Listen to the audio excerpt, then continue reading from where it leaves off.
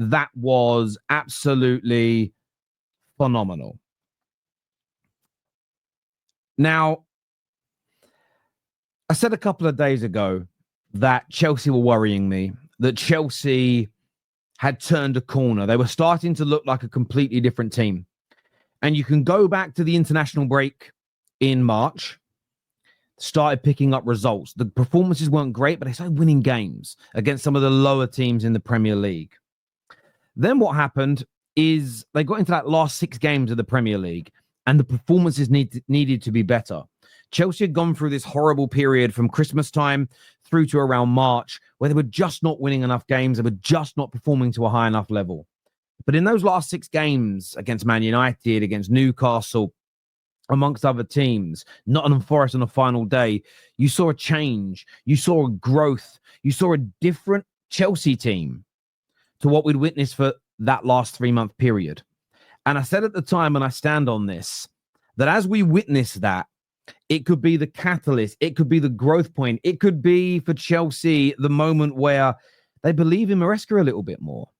They realize they can go through adversity and come out on top the other side. And a lot of athletes talk about adversity being a privilege when you have the ability to work through it. They didn't have a knee-jerk reaction and sack the manager. Like, by the way, every Chelsea fan who wanted Maresca sacked, come on here and apologize. I'm only talking about in our Chelsea community here on the terrace.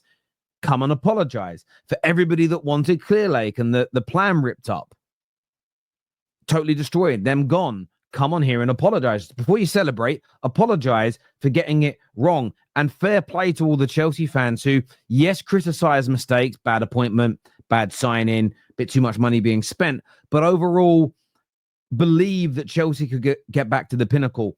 And Chelsea are there. Chelsea are there for me. They're going to be in the title race next year. Yes, they only won the Conference League. Oh, the little Conference League. They just smashed the best team in the world 3-0. Let that sink in. Let that sink in. They just beat the best team in the world 3-0. And it was easy.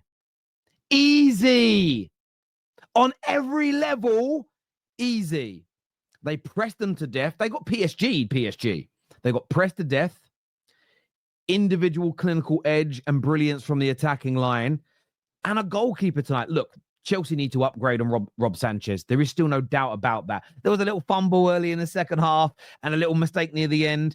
He'll do that in every game, and one day it will cost you. But tonight, it was amazing. So what Chelsea had was individual brilliance accompanying, harmonizing with the brilliance of the system, which is now fully fledged. It's in. It's done. It's implemented. And this Chelsea team are dangerous. They are scary. They are potent. And they are challenging for that Premier League title next year. They're capable of winning the Champions League.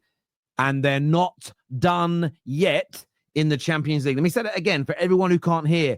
Chelsea are not done yet. Chelsea are not done yet. Chelsea are not done yet. They're going to buy more. It's as simple and as straightforward as that. The performance. Now, let me just talk about this performance for a moment. I need to. Cole Palmer.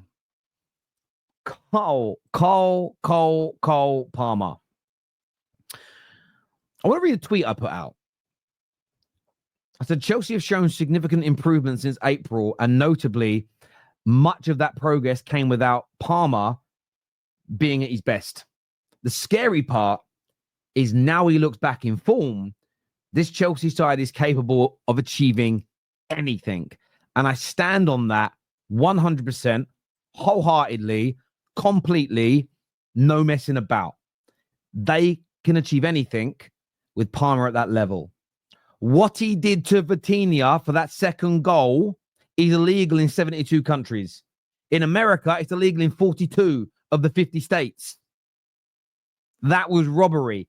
Sent him packing in the wrong direction. Amazing. Top level. Absolutely brilliant. But the finishes were out of this world. Both the same as each other. No, not blasted, but placed with such precision. To get that into the bottom corner, to put that into the corner out of Donnarumma's reach, whose arms, the man's got arms like an orangutan. Like they're ridiculously, they look longer than they should be for his body, right? They were just out of this world. But it was the overall performance from Palmer that stood out to me above and beyond absolutely everything else. It was majestic. It was beautiful. And I will say this at the risk of being called names, seeing a young English player do it because he plays for my country was a little bit more special for me because I'm hoping that our manager plays Palmer in that position and he can flourish for us because it might yield some success for my country. So that was beautiful to see. Joao Pedro. I already apologized for completely misjudging the player, researched him all, watched back old footage, and addressed this 2 streams ago on Chelsea and said, yeah, I'm going to be very objective, give this guy a chance. I'm listening to my Chelsea community. And I was wrong. You were right. Tonight, again, I'm not going to overly analyze and be over scrupulous with every little touch and be facetious and be an idiot. Because, of course, there was moments where he lost the ball. But he was a pain in the backside, a physical specimen, great pace, good skill, drove Paris Saint-Germain's backline crazy, and his goal and finish was a rare thing of beauty. The touch, the chip, the weight of ball, it killed the game off as well. That was it. End of the game. What a performance. The upgrade from Jackson is crazy. You had the lap come on as well, by the way, who nearly scored a screamer for 4-0. And I was sitting there thinking, Chelsea have gone from Jackson and Guiu to Joao Pedro and the lap. And I'm telling you now, don't sleep on the lap because he's missed the last couple of games by being on the bench, suspended, etc. He's a little dynamo as well. And if it hadn't been for Donnarumma making a really good save, he would have got 2 really good saves. He would have been on the score sheet as well. Caicedo. Listen, I wanted him at Man United for £2.5 million, and stupidly, people wonder why I'm so angry at the previous regime more than the new one at my club. We said no to a £2.5 million deal for him. He is one of the very best midfield players in the entire world. I can't listen. Rodri may reclaim that crown when he starts playing, but in the last 12 months, there hasn't been a better DM. I can't think of a better DM in the world. And yet some will turn around and go, Vitinha deserves it. And Vitinha's had a great year, but Caicedo was a level above him tonight. And by the way, if Chelsea were in this, if Chelsea and Paris Saint-Germain swap leagues, okay, PSG might have won the Premier League this year. Chelsea would have definitely won Ligue 1, in my view. I really do think Chelsea would have done that. So I got bit by an animal last night and my arm's really sore. To say an animal, it was a gnat. But I think he's the best in the world. And I think tonight proved that his ability to protect, his ability to stop PSG, his distribution, his weight of pass, his ability to drop the shoulder and roll a man, his ball winning abilities, sensational. He's out of this world. I thought Enzo Fernandez had a great game as well. I thought he had a fantastic game. I was so impressed with him in the way he performed. Palmer, I've mentioned. Joao Pedro, I've mentioned. I can't not mention Rob Sanchez. I still think Chelsea need a new goalkeeper.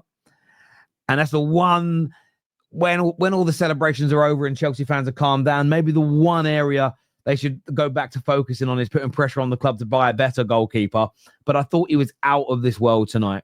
I thought he was top quality indeed and deserves his praise. There's no doubt about that whatsoever. He really, really does deserve his praise. I thought Chalobah at the back tonight. I mean, he's come back. He was loaned out, not wanted. I'm not saying Chelsea couldn't do with buying another centre-back, but I think Chalobah deserves to stay at the football club. And I want to shout out Reece James as well, who was moved into midfield today. Many years ago, well, I'll start the story from the beginning. Many years ago, I was on a show called Friday Night on the Terrace. We had a Friday night show in our studio. I can see Winter Surfer backstage. He used to come down to the studio for that. And somebody asked me, who would I buy? If Man United could get either one, would I buy Trent or would I buy Reece James? And I always said Reece James because I felt defensively he was superior. We also saw Trent try to move into midfield and it didn't work. Reece James can do it. That for me, and I keep the energy the same. One of the reasons why I hold Ryan Giggs as the best winger in Premier League history above everybody else is because take him away from being a winger. People just want to speak about ability. the man became a central midfield player and dominated in the Premier League. When you can change positions completely, because a fullback and a central midfielder are not the same job. A winger and a central midfielder are not the same job. It isn't like a centre-back going to right-back where there's similarities in position. It's not even like a fullback playing winger where there's similarities. It's a different role. Reece James tonight was immense.